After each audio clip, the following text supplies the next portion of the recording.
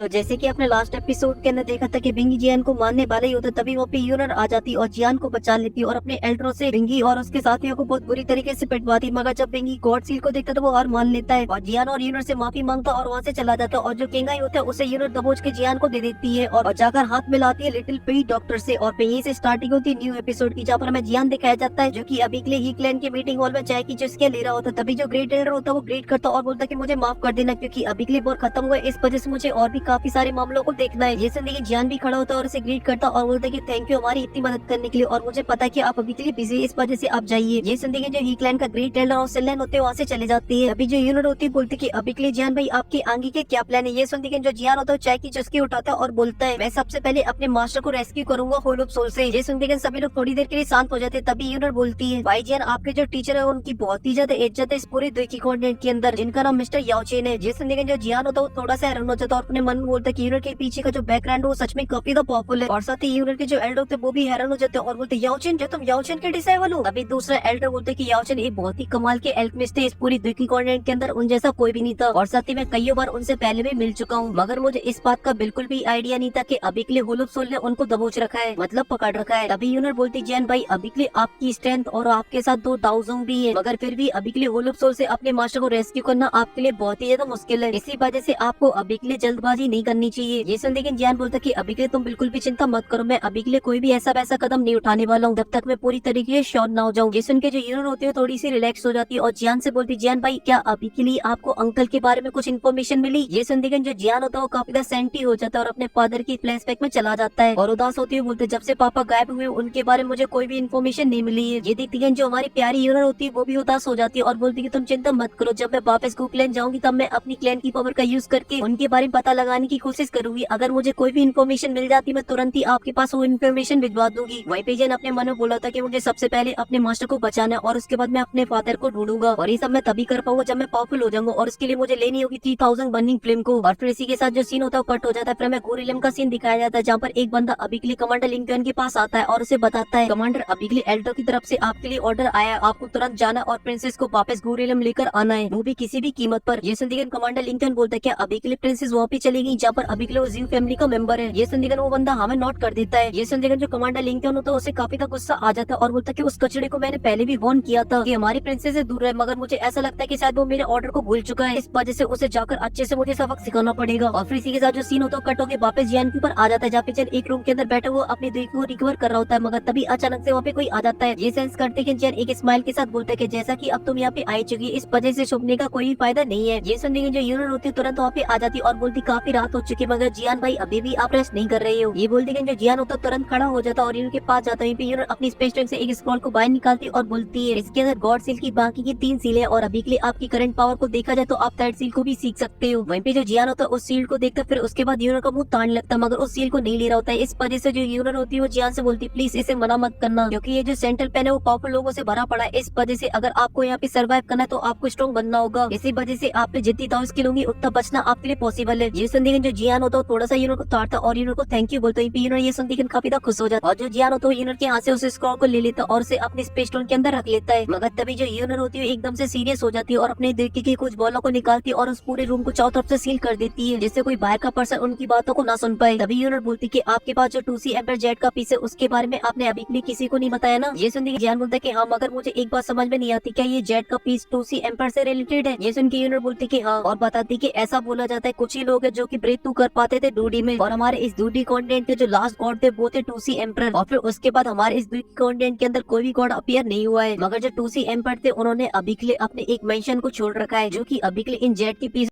बोला जा सकता है और ये रीजन है जिसकी वजह से सभी लोग इन जेट के पीसों को लेना चाहते चाहे फिर वो होल ऑफ सोल हो चाहे फिर वो बुकलैंड क्यों ना हो। ये सुन जो जियान होता है वो काफी हैरान हो जाता और बोलते कि ये 2C एम्पर जेट का रीजन जिसकी वजह से अभी के लिए मेरे फादर को किडनैप किया गया है। ये सुन न्यूज हमें नोट कर देती और बोलती जो जाओ क्लैन था वो पहले बहुत ही स्ट्रॉन्ग सेक्शन हुआ करता था, यहाँ तक कि वो इस द्वीप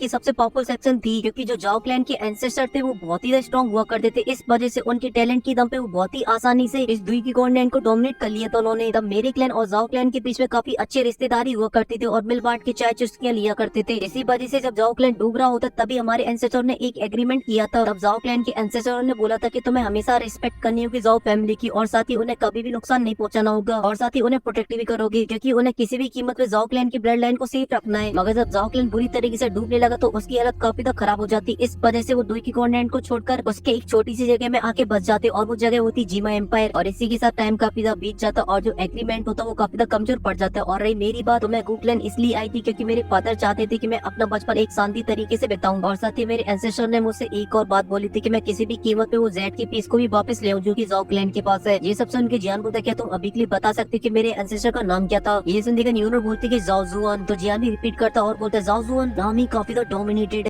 जैसा कि मैं अपने एंसेस्टर के बारे में सोचता था ये तो बिल्कुल वैसे ही निकली। मगर तभी बाहर से किसी की आवाज आती है। इस वजह से वो दोनों एकदम से अलर्ट हो जाती हैं। और ये आवाज करने वाले कोई और नहीं होते यूनिट के दोनों एल्डर, जो कि अभी की कान लगा के अंदर की बातों को सुन रहे होते हैं। तभी एक एल्डर होता है कि मुझे नहीं लगता कि प्रिंसेस और वो लड़का कुछ भी ऐसा वैसा करेंगे। ये सुन के दूसरे एल्डर को जवाब देते तभी वहाँ पे यूनिट आ जाती है और बोलती आगे तुम दोनों ये सब क्या कर रहे हो? और जब वो दोनों यूनिट को देखते तो एकदम से हैरान हो जाते हैं और कहते हैं उधर अरे प्रिंसेस माफ करे, और अभी के लिए रात काफी ज्यादा हो चुकी है प्रिंसेस, इस वजह से आप जाके रेस्ट करे। और प्रिंसेस अभी के लिए मैं भी चल दो। और वो दोनों यूनिट को ग्रीट करते और वहाँ से पतली गली से निकल लेते हैं। और यहाँ पे रूम के अंदर जो जियान होता है वो अभी के लिए एकदम से जोश में भर चुका होता है और बोल रहा होता है पावर, मैं बनूंगा पावरफुल। और फिर मास्टर के फ्लैशबैक में चला जाता है जहाँ पे मास्टर बता रहे होते हैं अगर तुम कमजोर हो तो फिर तुम किसी को भी प्रोटेक्ट नहीं कर सकते हो, क्योंकि पावरफुल पर्सन ही इस पूरी देश की कॉन्टिनेंट को चलाता है। और फिर जियान फ्लैशबैक से बाहर आ जाता है और आसमान की तरफ देखते हुए बोलता है कि टीचर आप बिल्कुल सही बोलते थे। और फिर ये बोलती कि वापस अपने बिस्तरों के ऊपर चला जाता और क्रॉस लेग करके बैठ जाता और बोलता है अब मेरे लिए इस पॉइजन डीमन स्पॉट को पूरी तरीके से रिफाइन करना कोई बड़ी मुसीबत नहीं है, और साथ ही अभी के लिए मेरी बॉडी को जितनी दूर की चाहिए ब्रेक थ्रू करने के लिए वो मुझे इस डीमन पॉइजन से मिल जाएगी, इसलिए मुझे ज्यादा टाइम वेस्ट नहीं करना चाहिए और इस प्रोसेस को स्टार्ट करना चाहिए। ये बोलती है जो जियान होता है वो कल्टीवेशन स्टार्ट कर देता है और उसे रिफाइन करने के लिए जियान अपनी ग्लेस फिल्म का यूज कर रहा होता है। और फिर सीन कटो के बाहर का दिखाया जाता है जहाँ पर अभी के लिए दो सुंदरियां बैठी हुई होती है और जियान के रूम की तरफ देख रही होती है। और वो दोनों कोई और नहीं लिटिल फेरी डॉक्टर और यूनर होती। तभी यूनर बोलती है जियान भाई ने आपके बारे में काफी कुछ बताया था इनर अकेडमी के अंदर और वो हमेशा बोलते थे कि आप उनकी बेस्ट फ्रेंड हो। ये सुनती जो लिटिल फेरी डॉक्टर होती है वो बोलती है जियान भी मेरा बेस्ट फ्रेंड है। ये सुनती जो यूनर होती है वो लिटिल फेरी डॉक्टर से बोलती है मैं बहुत ही जल्दी यहाँ से चली जाऊंगी, इस वजह से मैं आपको थोड़ा सा परेशान करना चाहती हूँ, क्या आप मेरे जियान भाई का ध्यान रख सकती हो? ये सुनती लिटिल फेरी डॉक्टर बोलती है जब तक मेरी जान में जान है मैं तब तक जियान को कुछ भी नहीं होने दूंगी। ये बोलती है जो यूनर होती है वो अपनी चाल को चेंज कर देती है और लिटिल फेरी डॉक्टर को थैंक यू बोलती है इसके लिए। मगर तभी अचानक से वहाँ का जो माहौल होता है वो थोड़ा सा बिगड़ने लगता है और ये मतलब लिटिल फेरी डॉक्टर और यूनर दोनों को पता चल जाता है। मगर तभी लिटिल फेरी डॉक्टर बोलती क्या ये आइसवर्स वैली से या फिर होनोप्सोल से? मगर यूनर इस पर कोई भी जवाब नहीं देती और गुस्से से बोलती है ये अभी के लिए मेरे गूक्लैन से है। तभी आसमान में आ जाते यूनर के दोनों बॉडीगार्ड और उनके सामने आके खड़ा हो जाता है कमांडर लिंकन अपनी पूरी फोर्स के साथ। ये सुनने जो कमांडर लिंकन होता है वो अपने घोड़े से उतरता और ग्रीट करते हुए बोलता है अभी के लिए सभी लीडरों को काफी ज्यादा चिंता हो रही थी प्रिंसेस की, इस वजह से मुझे अभी के लिए भेजा गया उनको वापस ले जाने के लिए, क्योंकि उन्हें चिंता थी प्रिंसेस को कोई चोट ना आ जाए। ये सुनने वो दोनों एल्डर बोलते कि अभी के लिए हम ऑलरेडी थे दोनों उनको प्रोटेक्ट करने के लिए, इस वजह से हमारे होते उनको कुछ कैसे हो सकता है और तुम्हें ऐसा लगता है कि तुम 1000 की 5 स्टार पे होने के बावजूद उनको हमसे अच्छा प्रोटेक्ट कर सकते हो? ये सुनने जो कमांडर लिंकन होता है वो हंसने लगता है और बोलता कैसा मजाक कर रहे हो एल्डर, मगर मैं अभी के लिए कुछ नहीं कर सकता क्योंकि मुझे ऑर्डर मिले हैं सीधा काउंसिल से, इस वजह से मैं ना चाहते भी इसको रिजेक्ट नहीं कर सकता हूँ। ये सुनकर उन दोनों एल्डर की एकदम से बोलती बंद हो जाती, मगर तभी वहाँ पे यूनर एंट्री मारती है और बोलती कि तुम बस 2 दिन का इंतजार करो मैं वापस आ जाऊंगी। वहीं पे जो कमांडर लिंकन होता है जब वो प्रिंसेस को देखता है वो सबसे पहले ग्रीट करता और उसके साथ आए जितने भी साथी थे वो सभी लोग ग्रीट करते हैं। और फिर कमांडर लिंकन बोलते हैं सॉरी प्रिंसेस मैं अभी के लिए इसमें कुछ भी नहीं कर सकता क्योंकि अभी के लिए ऑर्डर आए सीधा ऊपर से, इस वजह से उन्होंने बोला कि मैं जितना जल्दी हो सके उतना जल्दी आपको वापस ले जाऊँ। और साथ ही अभी के लिए ये आदेश भी दिया गया है तो जाओ क्लैन का यंग मास्टर उसे भी मैं मिलना चाहूंगा क्योंकि उसे भी साथ में लाने के लिए बोला गया, इस वजह से आप प्लीज उसे भी बुला लीजिए। ये सुनकर जो यूनर होती है वो काफी तो गुस्से में आ जाती है और बोलती क्या मतलब है तुम्हारा कहने का?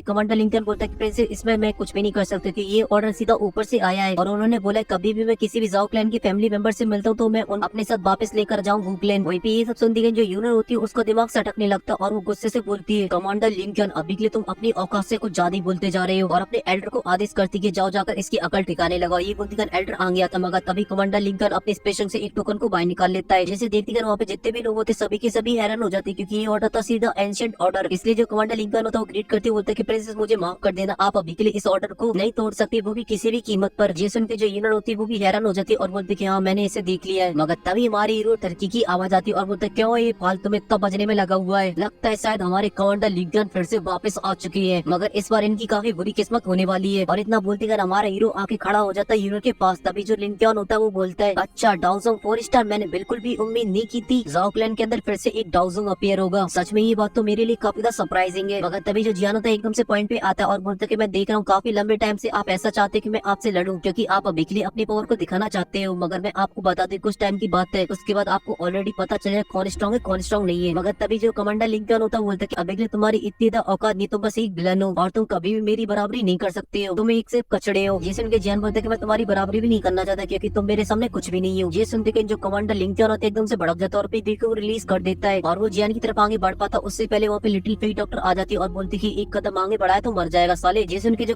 कमांडर होता है वो रुक जाता है और हंसते हुए बोलता है, जियान से लड़के तू हमेशा लड़कियों के पीछे छुपता रहता है, क्या तेरे अंदर बिल्कुल भी कर्ज नहीं है जो तू मेरा सामना कर पाए? सच में आज यहाँ पर तेरे एंसेस्टर होते और ये सब चीजें देख लेते वो बेचारे शर्म से मर जाते। ये सुनने के जियान बोलता है कि पहली बात तो ये कि मैं कौन हूँ क्या हूँ इससे कोई फर्क नहीं पड़ता, मगर तू अभी के लिए अपनी हालत को देख, अगर तू क्लैन से नहीं होता तो तेरी कोई भी इज्जत नहीं होती यहाँ पर। ये सब सुनते जो कमांडर लिंकन होता है काफी गुस्से में आ जाता है। तभी जियान एकदम मस्त स्वाग मारते हुए बोलता है कि मुझे तुझसे डील करने के लिए किसी और की जरूरत नहीं है। ये सुनते जो यूनर होती है एकदम फुल सीरियस होती है, बोलती है जियान भाई आप जाओ जाकर इसे बजा डालो, इसके बाद जो कुछ भी इसके साइड इफेक्ट होंगे वो मैं देख लूंगी। ये सुनते जो जियान होता है एकदम फुल चौड़ में आ जाता है और बोलता है कमांडर लिंकन क्या आप अभी के लिए अकेले फाइट करना चाहते हो या फिर अपनी पूरी पलटन को लेके आना चाहते हो, जैसा भी इच्छा हो आ जाओ। ये सुनते कमांडर लिंकन की ऊपर से नीचे तक जल जाती है और बोलता है कि लड़के को ज्यादा बकवास कर रहा है, तुझे हराने के लिए मैं ही काफी हूँ अकेला। और ये बोलती वो अपने थंडर स्पेयर को बाहर निकालता और सीधा जियान की तरफ शूट हो जाता है और सीधा अपने स्पेयर से जियान के ऊपर हमला कर होता है। मगर ये देखिए जियान बस एक स्माइल करता और सीधा पंच बनाकर आकर उसमें जड़ देता है, जिस वजह से जो कमांडर लिंकन होता है काफी सारे पार्ट तोड़ती हुई जाके काफी दूर जाके गिरता है। मगर इससे उसे ज्यादा कुछ नहीं होता और वो यूज करता है अपना थंडर स्नेक डाउन।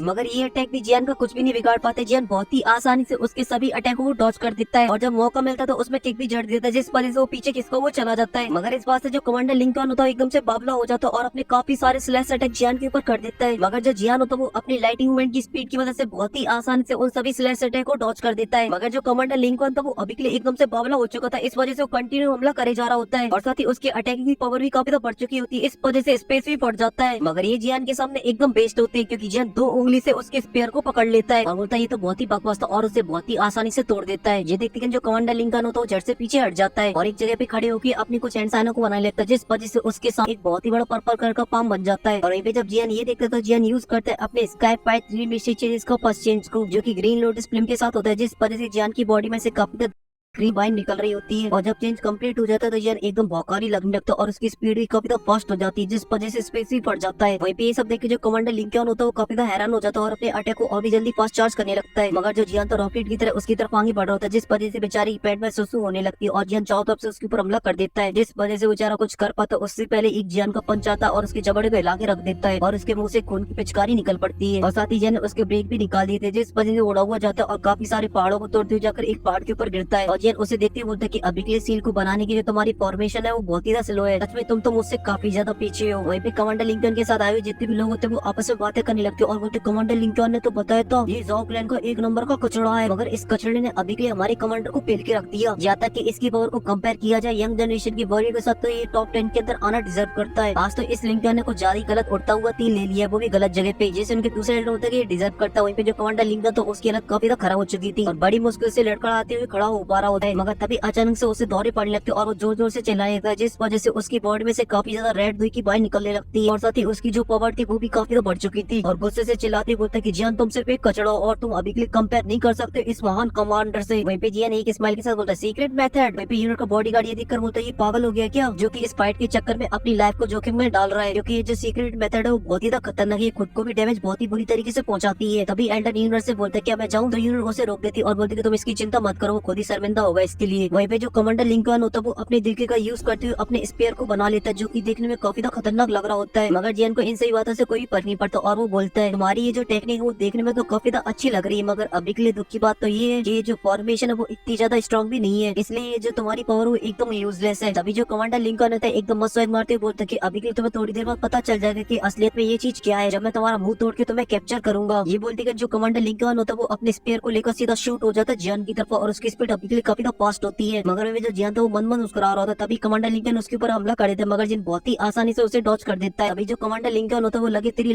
जियान के ऊपर बजाने लगता है, मगर जियान एक ही हाथ से उसके सभी अटैकों को रोक देता है और साथ ही उसका जब मन करता है तो उसमें जड़ भी देता है, जिस वजह से काफी दूर खिसका हुआ चला जाता है। मगर कमांडर लिंकन अभी के लिए एकदम से बावला हो चुका था, इस वजह से फिर से जियान के ऊपर हमला करता है, मगर जियान फिर डॉज कर देता है और फिर उसके बाद मस्त उसकी हड्डियां तोड़ता है और ऊपर से नीचे तक बजा के रख देता है। मगर कमांडर लिंकन अभी भी हार मानने को तैयार नहीं होता, इस वजह से उन दोनों के बीच में लगे तेरी होने लगती है। मगर अभी के लिए जियान के लिए जो फाइट थी वो एकदम वन साइडेड होती है, क्योंकि जियान बहुत ही आसानी से उसे पीट रहा होता है। जब मौका मिलता तब उसमें बजा देता था, जिस वजह से जो कमांडर लिंकन होता है काफी दूर पीछे खिसक चला जाता और उसके मुंह से भी काफी खून निकल आता है। मगर अभी के लिए जो कमांडर लिंकन तो एकदम से बावला हो चुका होता है, इस वजह से वो अपनी एक स्पेशल तरीके की टेक्निक का यूज करने लगता है, जिस वजह से जो पूरा आसमान होता है वो एकदम रेड हो जाता है और अपने स्पेयर से सीधा जियान के ऊपर हमला कर दे। मगर जियान उससे बहुत ही आसानी से बच जाता है और कमांडर लिंकन के पास जाता है और उसकी सबसे पहले उसकी हाथ की हड्डी को तोड़ देता है और फिर अपना ऑक्टेन ब्लास्ट पंच बनाता है और कमांडर लिंकन के मुंह में जड़ देता है, जिस वजह से कमांडर लिंकन होता है उसके पूरे दांत हिल जाते हैं और वो रॉकेट की तरह काफी सारी बिल्डिंगों को तोड़कर एक पहाड़ के अंदर घुस जाता है। तभी जन उस पहाड़ के सामने आ जाता है और अपना हाथ आगे को बढ़ाता है और अपनी स्पेशल पावर की मदद से कमांडर लिंकन को अपनी तरफ खींच लेता है और फिर उसकी गर्दन को दबोचता और बोलता है, कमांडर लिंकन अभी के लिए मैं जाओ क्लैन का कचरा हूँ कि नहीं हूँ ये तुम्हारी जज करने की औकात नहीं है। वहीं पे कमांडर लिंकन अभी के लिए पढ़ाने में लगा हुआ था, तभी जो जियान होता है उसे उठा के मार देता है एक पहाड़ के अंदर। ये देखते हैं कमांडर लिंकन के जो साथ थे उसे बचाने के लिए जाने लगते हैं। ये सब देखिए यूनिट के जो एल्डर होते हैं वो हंसने में लगी हुए होते हैं और बोलते हैं, लड़का तो सच में काफी ज्यादा बेरहम है। ये सुन देखिए दूसरे एल्डर होते हैं बिल्कुल मेरी तरह। अभी जो जियान होता है वो यूनिट के सामने आ जाता है, जो यूनिट होती है बहुत ही उदास तरीके से जियान को देख रही होती है, बस रोने वाली होती है। तभी वो बोलती है, साइन गोगा यूनिट जा रही है। ये सुन देखिए जो जियान होता है एकदम जोश में बोलता है कि तुम मेरा इंतजार करना, जैसे मैं अपने मास्टर को रेस्क्यू कर लेता हूँ उसके बाद मैं तुम्हारे गुकलेन आऊंगा तुमसे मिलने के लिए। ये सुन देखिए जो यूनिट होती है वो हमें नोट कर देती है और बोलती है, सायन के अपना ध्यान रखना, और फिर अपने एल्डर से बोलती है, चलो यहाँ से चलते हैं। ये सुन के जो एल्डर होते हैं वो भी हमें नोट कर देते हैं और पोर्टल को खोलने लगते हैं। ये सब देख के जो जियान होता है वो हमें नोट कर देता है और कुछ ही देर बाद जो यूनिट होती है वहाँ से चली जाती है और हमारा जियान वहाँ पे खड़ा रह जाता है, जिसके फेस पे तो काफी सारे इमोशन थे मगर वो अभी के लिए दिखाना नहीं चाहता था। इस वजह से वो अपने हाथ को गुस्से से बीच लेता है, जिस वजह से उसमें से खून निकल आता है और इसी गुस्से के साथ ये जो एपिसोड होता है वो यहीं पे खत्म हो जाता है। मगर मैं अभी के लिए जान से भी ज्यादा गुस्से में हूँ, क्योंकि इन लोगों ने जो कटाई चटाई की है ना पूरे एपिसोड की रेड पीट दी और अभी के लिए आप लोगों को समझ में नहीं आ रहा है कि मैं क्या बोलना चाह रहा हूँ। तो आप लोग इस एपिसोड की नोवेल की वीडियो को देखो जो कि मैंने एक्सप्लेन की है, उसके अंदर क्या कुछ था मगर सब उड़ा दिया। इसलिए मैं आप लोगों से रिक्वेस्ट करना चाहता हूँ जो नेक्स्ट एपिसोड आने वाला है उसकी नोवेल को जरूर देखना। और फिलहाल के लिए आपको ये वीडियो पसंद आई है तो प्लीज वीडियो को लाइक कर देना, साथ ही चैनल को भी सब्सक्राइब कर देना। हम मिलते हैं आपसे नेक्स्ट वीडियो में, तब तक के लिए आप सभी को बहुत सारा प्यार।